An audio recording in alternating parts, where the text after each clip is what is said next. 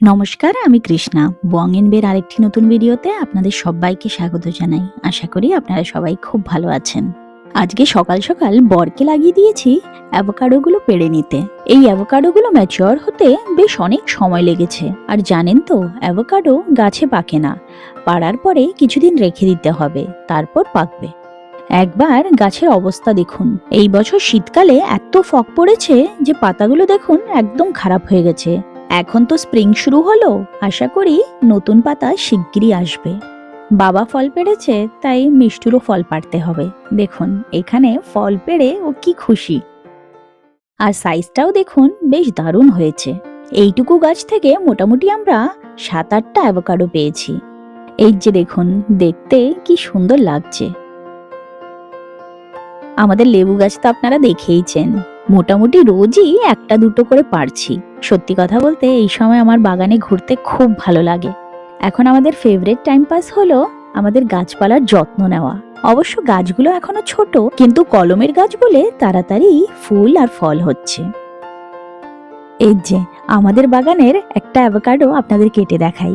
এই যে দেখুন, বীজটা কত ছোট। আমাদের এখানকার দোকানে হাস অ্যাভোকাডোটাই মেনলি পাওয়া যায়। সেই ভ্যারাইটির অ্যাভোকাডোগুলো পাকলে স্কিনটা ব্ল্যাক হয়ে যায়। এইটা কিন্তু পিঙ্কারটন ভ্যারাইটির, এগুলোর স্কিন গ্রিনই থাকে, যখন পাকে তখন একটু সফট হয়ে যায়। আর হাঁসটা যেমন অনেক তাড়াতাড়ি খারাপ হয়ে যায়, এইটা কিন্তু পাকার পরেও বেশ অনেক দিন ভালো থাকে। খাওয়ার আগে ভাবছিলাম যে অ্যাভোকাডো আবার টেস্টে কি তফাৎ থাকবে, সব অ্যাভোকাডোই সেম খেতে, কিন্তু না, হাঁস থেকে পিঙ্কারটন ভ্যারাইটির ফ্যাট কন্টেন্ট অনেক বেশি, একদম বাটারের মতন খেতে, জাস্ট অসাধারণ। আসুন আপনাদের আমার পুদিনা গাছ দেখাই। এত সুন্দর ঝাঁকড়া হয়েছে যে কি বলবো। এত পুদিনা হয়েছে যে খেয়ে শেষ করা যাচ্ছে না। চাটনি বানালাম, ফুচকার জলে দিয়েছি, ফ্রিজ করে রেখেছি, ড্রাই করেছি, তাও অনেক আছে। আর পুদিনা এত অ্যাগ্রেসিভলি বাড়ে যে কন্ট্রোল করা মুশকিল। যখন লাগিয়েছিলাম এক কোণে লাগিয়েছিলাম, বাড়তে বাড়তে দেখুন পুরো ফিগ গাছের তলায় চলে এসেছে। আর এখন স্প্রিংয়ে ফিগ গাছেও তো পাতা মেলছে। পুদিনা এত স্প্রেড হয়ে গেলে তখন ফিগের ফলন খারাপ হবে। আমার ল্যাভেন্ডার গাছটাও খুব ভালো হয়েছে। আর এত মৌমাছি ঘুরঘুর করে, আমার তো এদিকে ঢুকতেই ভয় করে, তাই এই কোণে ওকে তুলে দিলাম। এখন যেই পুদিনা তুলছি এগুলো বন্ধুদের দেওয়ার জন্য। আজকে আমাদের লম্বা প্ল্যান। রাতে আজকে এক বন্ধুর বাড়িতে পটলাক আছে, তাই ওখানে এই পুদিনাগুলো নিয়ে যাব, সবাইকে দেব। আগের বছর গরমকালে ধনেপাতার বীজ ফেলেছিলাম, কিন্তু এখানের গরম তো আপনারা জানেন, সেই সময়ে একটাও গাছ ওঠেনি। তখন পটের মাটি কি ফেলে দেব, সেইটা তুলে রেস বেডে ঢেলে দিয়েছি। সেই তখনকার ধনেপাতা বিচি এখন স্প্রিং এ জার্মিনেট করেছে। এই একটা গাছ দেখেছেন কত বড় হয়েছে।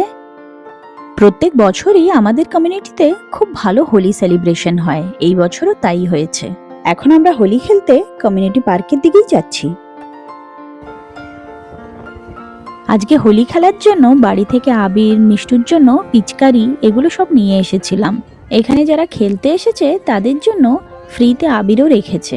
যেই রঙগুলো মিষ্টুর কাছে নেই সেগুলোও আবার এখান থেকে নিল। দেখুন এই পার্কটাতে কত ভিড়। সামনে যে স্টেজটা দেখছেন সেখানে বিভিন্ন নাচ গানের অনুষ্ঠান হচ্ছে।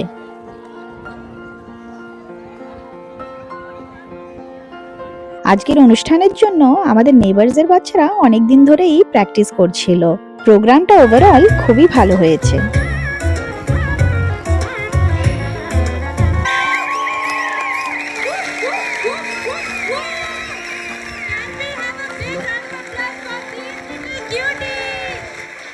এই যে দেখুন, বাচ্চাদের খেলার জন্য এখানে একটা স্প্রিংকলার অন করে দিয়েছে।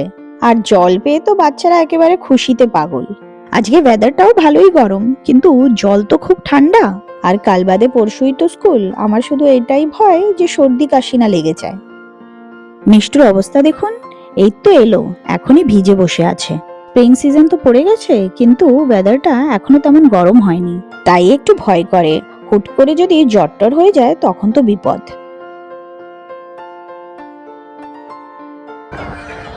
Will take some time. They will start setting up, but yeah, please stick around here, and then when it starts, you guys can go and have fun. Okay? আপনারা কি জানেন যে আমাদের কমিউনিটির ভিতরেই ফায়ার স্টেশন আছে।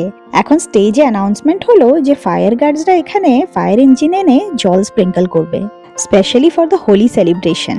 এইটা শোনার পর তো বাচ্চা বলুন বা বুড়োই বলুন সবাই একেবারে এক্সাইটেড। ফায়ার ট্রাকের একদম সামনে গিয়ে সবাই দাঁড়িয়ে পড়েছে।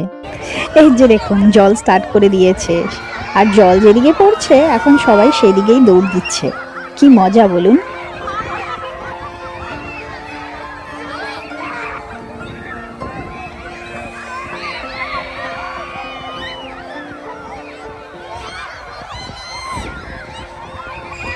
বাচ্চারা আনন্দে দেখুন কি চিৎকার করছে।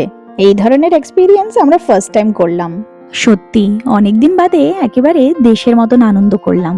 লাস্ট টাইমও তো আপনারা এখানে দেখেছিলেন যে হোলি সেলিব্রেশন হয়েছিল, কিন্তু এইভাবে জল দিয়ে খেলা হয়নি। এই কথাটা তো ঠিক যে হোলিতে শুধু আবির দিয়ে খেলা, সেটাতে তেমন একটা মজা হয় না যতক্ষণ জল দিয়ে না খেলা হয়। দেখুন এখানে কত লোকের ভিড়। জানেন আমাদের কমিউনিটিতে এখানকার ফেস্টিভ্যাল তো সেলিব্রেট হয়ই, তার সাথে সাথে ইন্ডিয়ান ফেস্টিভ্যালস গুলো খুব ভালোভাবে সেলিব্রেট হয়। আজকে এখানে হোলি খেলতে আসা একেবারে সার্থক। এখানকার আমেরিকানস আর এশিয়ানসরাও দেখুন খুব পছন্দ করে হোলি খেলতে। আমরা এখানে এসে তো বেশ অনেকক্ষণই হলো, এই এতক্ষণে ইভুর দেখা পেলাম। ও পার্কে ওর বন্ধুদের সাথে আগেই চলে এসেছে, কিন্তু এতক্ষণ কোথায় ছিল কে জানে। এই যে দেখুন ওর পুরো গ্রুপের সাথে ভালোই মজা করছে। মিষ্টু ইভু এইভাবে হোলি প্রথমবার খেললো, দুজনই খুব খুশি। এখানে সবার এক্সাইটমেন্ট তো আপনারা দেখতেই পারছেন।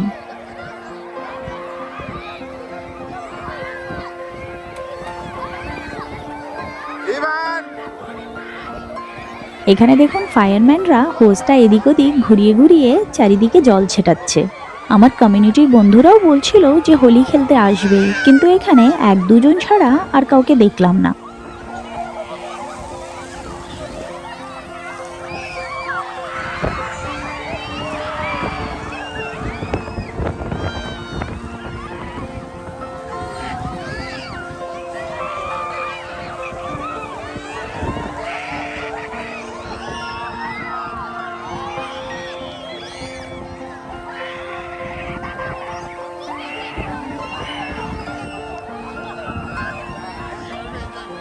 আজকে সত্যি হোলিতে খুব আনন্দ করলাম। সেলিব্রেশন তো পুরো 5টা অবধি চলবে, আমরা কিন্তু অতক্ষণ থাকতে পারবো না। বাড়িতে গিয়ে আবার আমার অনেক কাজ। সন্ধ্যাবেলা আমার এক বন্ধুর বাড়িতে হোলি সেলিব্রেশন আছে। পার্টিটা পটলাকি হচ্ছে, সেখানে আমি চিকেন 65 বানিয়ে নিয়ে যাব। পার্ক থেকে ফিরেই চানটান করে অ্যাপেটাইজারটা রেডি করে নিলাম। চিকেন ম্যারিনেট আমি কালকে রাত্রেই করে রেখেছিলাম, তাই আর তেমন একটা ঝামেলা ছিল না। জাস্ট ভেজে মশলাতে সটে করে নিয়েছি। আমি রেডি হতে হতে ওকে বললাম একটু চিকেনটা প্যাক করে নিতে। আজকে সবকিছু সেরে বেরোতে হতে আমাদের দেরি হয়ে গেছে, আর ওদিকে বন্ধুরা সবাই অ্যাপেটাইজারের জন্য ওয়েট করছে। আমাদের এখানে এখন ডে লাইট সেভিং শুরু হয়ে গেছে, তাই 7টা বেজে গেছে, তাও এখন অবধি দিনের আলো আছে। না হলে তো শীতকালে এতক্ষণে ঘুটঘুটে অন্ধকার। আমার এই বন্ধুর বাড়ি আমাদের বাড়ি থেকে মাত্র 10-15 মিনিটের ডিস্টেন্সে। ওদের বাড়িতে চট করে পৌঁছে গেলাম। এখানে দেখুন কি সুন্দর আমার বন্ধু হোলির পার্টির আয়োজন করেছে। উফ, দেখুন কত ধরনের পিঠে সাজানো আছে, পাটিসাপটা, মালপোয়া আর গুজিয়া। আজকের পার্টি একেবারে জমে ক্ষীর। পৌঁছানোর সঙ্গে সঙ্গেই অ্যাপেটাইজারটা দিয়ে দিয়েছি। এমনিতেই তো আজকে দেরিতে পৌঁছেছি, আরো দেরি করলে আর ডিনার খেতে হবে না। বাচ্চারা তো এসেই বন্ধুর রুমে দৌড়, ওরা খেলাধুলো করছে। এখানে ছেলেরা সবাই আড্ডাতে মজে আছে। আমরা এখানে শুরু করে দিয়েছি কচুরি বানাতে। আজকের পার্টির স্পেশাল আয়োজন হচ্ছে কড়াইশুঁটির কচুরি। আমার বন্ধু এখানে কড়াইশুঁটির পুর, ময়দা সবকিছুই আগে থেকে রেডি রেখেছে, এখন শুধু আমরা হাতে হাতে বানিয়ে নিচ্ছি। এগুলো তো গরম গরমই ভালো লাগে, তাই না? আর ওর একার জন্য তো এতগুলো কচুরি বানানো অনেকটাই চাপ। এখানে সবাই মিলে আমরা গল্প করতে করতে বানিয়ে নিচ্ছি। পুরো শীতকাল চলে গেল আর কড়াইশুঁটির কচুরি খাওয়া হলো না। আমার বন্ধু যখন বলেছে যে পটলাকে কড়াইশুঁটির কচুরি করি, আমরা সবাই তো এক পায়ে খাড়া। এই নিমন্ত্রণ কি ছাড়া যায় বলুন? গ্রসারি, লন্ড্রি, বাচ্চাদের ক্লাস, এগুলো করতে করতেই যেন উইকেন্ড চলে যায়। সপ্তাহ শেষে বন্ধুদের সাথে দেখা হলে খুব ভালো লাগে। একটু গল্প, আড্ডা, খাওয়া দাওয়া, সেটাই আমাদের জন্য রিল্যাক্সেশন। দেখুন কচুরিগুলো কি সুন্দর ফুলছে। এই যে দেখুন আজকে আমাদের পার্টিতে কি কি ছিল: ঝালমুড়ি, চিকেন 65, কড়াইশুঁটির কচুরি, পোলাও, আলুর দম, পনির, চিকেন, ফ্রুট কাস্টার্ড, আর ড্রিঙ্কে ছিল ঠান্ডাই। একেবারে হোলি স্পেশাল। আমার বন্ধু এত সুন্দর হোলির ডেকোরেশন করেছে, তাই ওই ব্যাকড্রপের সামনে বসে অনেকগুলো ছবি তুললাম। আমাদের আজকের দিনটা খুব ভালো কাটলো। চলুন তাহলে ভিডিওটা এখানেই শেষ করি। আবার আপনাদের সাথে দেখা হবে আরেকটা নতুন ভিডিওতে। আপনারা সবাই খুব ভালো থাকবেন, সুস্থ থাকবেন। ধন্যবাদ।